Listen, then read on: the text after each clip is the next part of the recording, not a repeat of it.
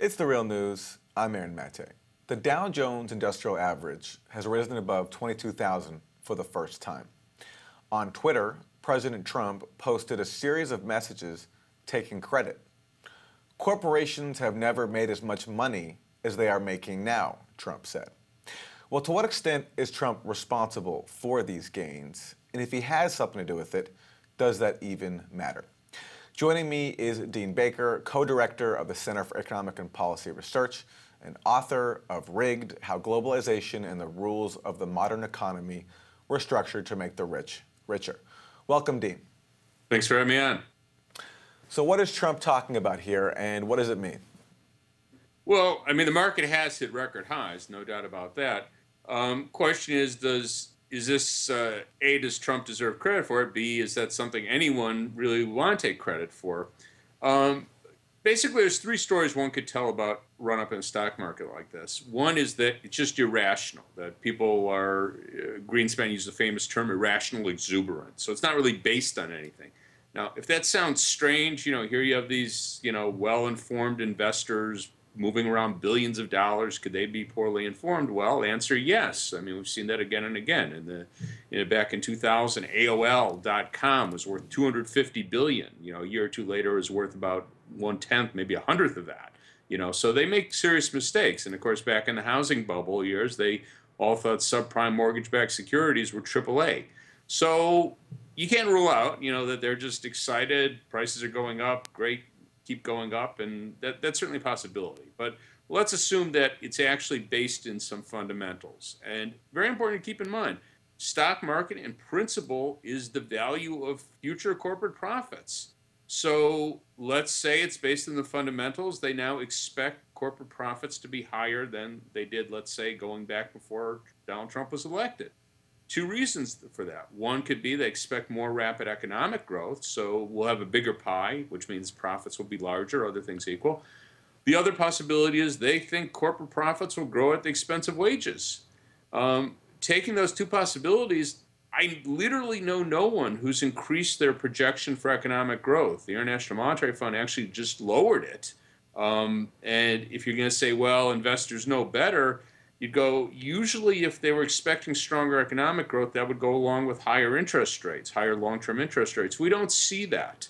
So it's a little hard to believe that they're expecting higher economic growth, which gives us that third option, that they expect corporate profits will rise at the expense of wages, expense of consumers. That's a very plausible story. President Trump has promised big corporate tax cuts. So if they think he'll deliver on that, that's more profits for shareholders. He's weakening labor regulations to protect workers, protect unions, that push down wages, weakening financial regulations to protect consumers from being ripped off by the financial industry. Again, all of these are things that could plausibly lead to higher profits at the expense of workers, consumers, other segments of society. So that's a very, very plausible story. That's something that might win you applause from, say the 5–10% of the population that has a lot of money invested in the stock market.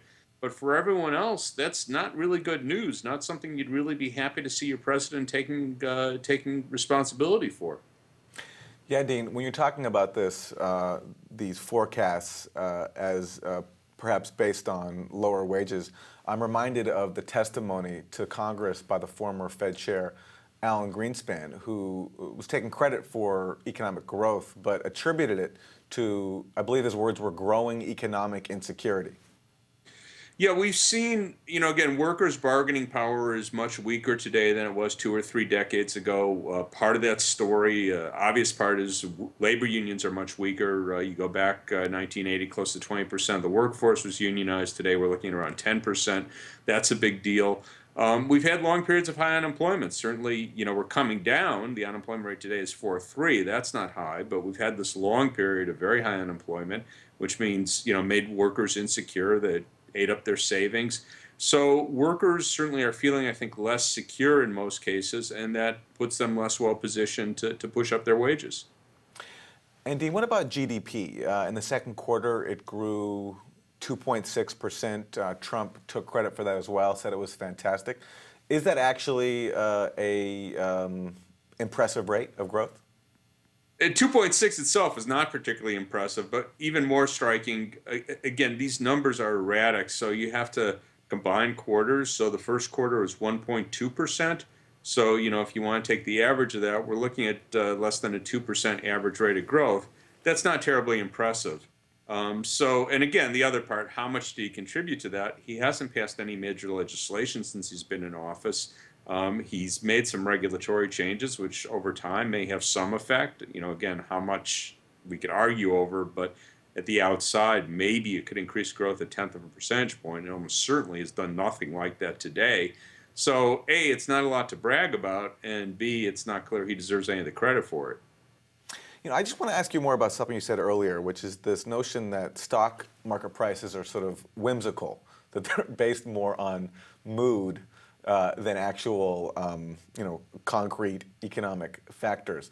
I mean, how is that possible when it's such a huge part of our economy and we rely on it so much to help gauge where the economy is at? Well, we see it again and again. We shouldn't rely on it as a gauge, and that's something I've written about. I mean, I just did a blog post on it, but I've written about this many, many times in the past. It really is not a gauge of anything in particular. And when you see very dramatic movements that don't seem to have any basis in the fundamentals of the economy, go back to the late 90s, we had the NASDAQ peaking at over 5,000 back in 2001, I think, March of 2001. A couple years later, it was down around 1,200. What had changed? It was just people's expectations. To take another example, going back a little further in the late 80s, we had the famous crash in October of 87, where the market lost 25% of its value. People study that very closely. No one could identify any major factor. I mean, there's always news, but anything that could lead to anything remotely like a 22% drop in the market, you just can't find anything. So it clearly is driven to a very substantial extent by psychology. People are optimistic, they're pessimistic, and it causes these very erratic fluctuations. So Dane, you mentioned the 87 crash. I want to ask you about the anniversary right now of the 2007 credit crisis. The Financial Times has put out a series marking 10 years since the global credit crisis began. And they had a chart called Financial Crisis Crime, Main Street versus Wall Street, in terms of looking at the number of individuals convicted of crimes for this 10-year crisis. And the number of individuals in Main Street who've been convicted, and that's community bankers, mortgage lenders, real estate brokers, and developers, is 324. The number for Wall Street is 0.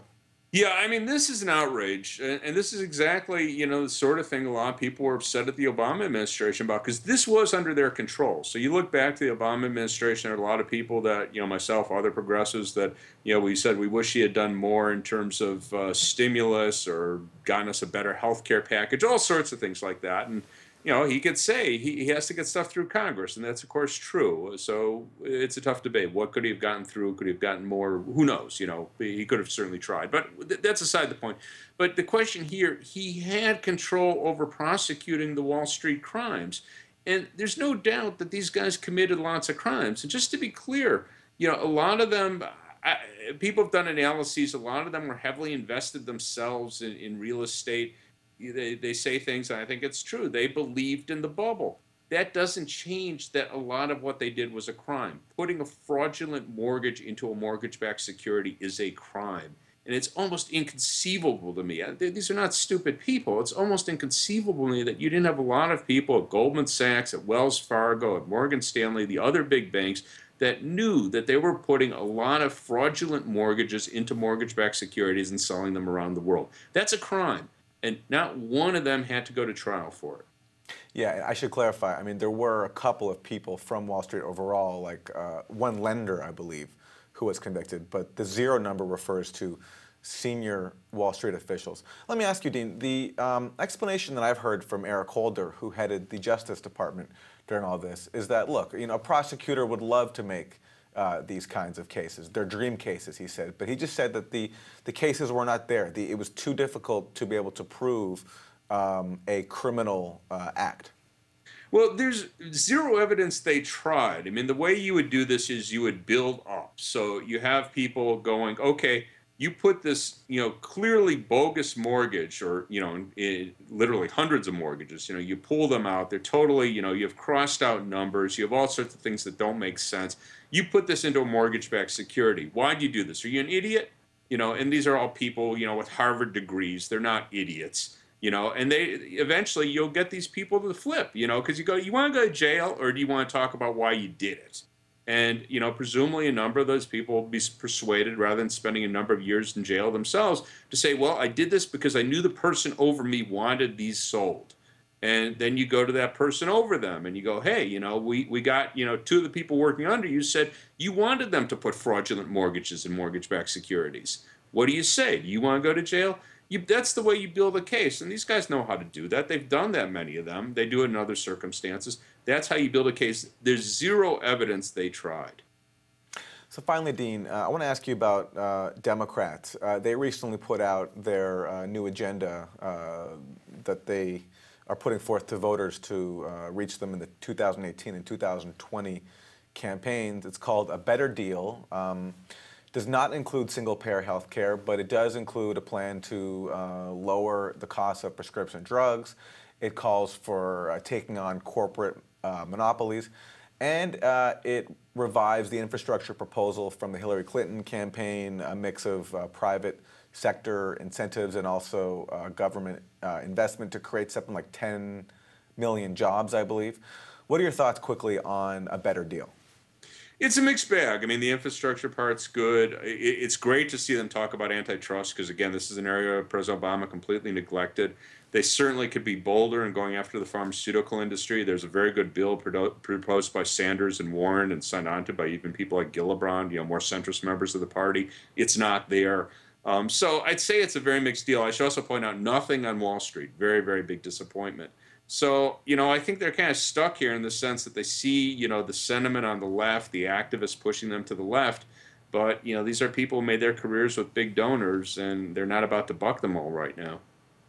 Dean Baker, co-director of the Center for Economic and Policy Research, author of Rigged, How Globalization and the Rules of the Modern Economy Were Structured to Make the Rich Richer.